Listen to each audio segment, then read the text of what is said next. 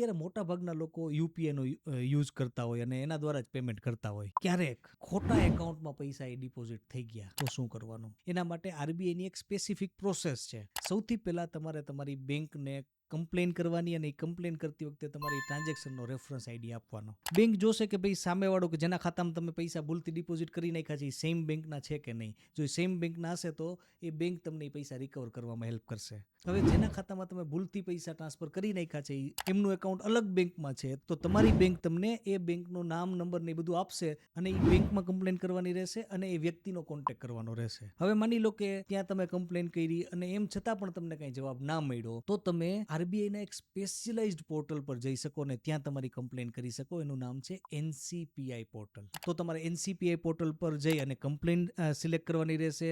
ત્યાં જઈને nature of transaction select કરવાનું. ત્યારબાદ તમારે તમારો ઇસ્યુ સિલેક્ટ કરવાનો અને બાકીની ડિટેલ ભરી અને સબમિટ કરવાની રહેશે. અને જેવું તમે ત્યાં સબમિટ કરશો ત્યારબાદ તમને એક એકનોલેજમેન્ટ નંબર મળશે અને તમારા પૈસા કે જે ભૂલથી કોઈ ખોટા વ્યક્તિના એકાઉન્ટમાં ટ્રાન્સફર થઈ ગયા છે એને તમે ઝડપથી પાછા મેળવી શકશો.